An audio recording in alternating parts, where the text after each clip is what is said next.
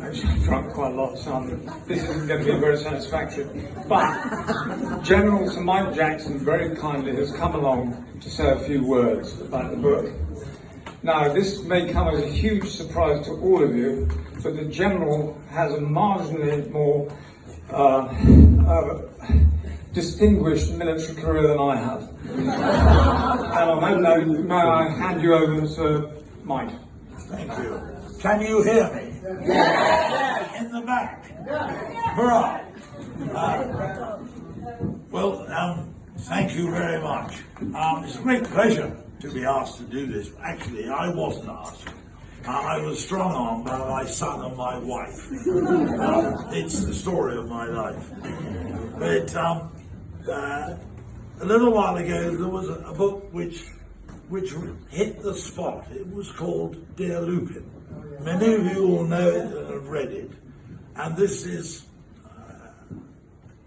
how to put it, a rerun, but in a very different sort of context. But another volume of Roger Mortimer's letters. This time, of course, written from a prisoner of war camp, or several. He was moved around quite a bit.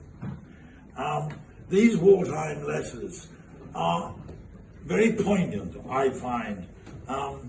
They're erudite, they're literary, they're a little sad. Well, you would be, wouldn't you? And on occasion, somewhat earthy. I'll let that dangle. No pun intended. All of that unsurprising, because they were written in very difficult circumstances. Roger was a young officer in the Coldstream Guards and spent a few years prior to the war idling, couldn't call it soldiering, idling his way in Chelsea Barracks, just up the road here, as was, late lamented. But he found himself in the British Expeditionary Force, going to the continent, that dark and terrible place, at the beginning of the Second War. He was wounded very early on and captured. This is May 1940. His prisoner of war number 481, assuming the Germans counted from 0, which being a very logical race they would have done. He was very early on to be, as the vernacular had it, put in the bag. And of course he did not know how long he was going to be in the bag for.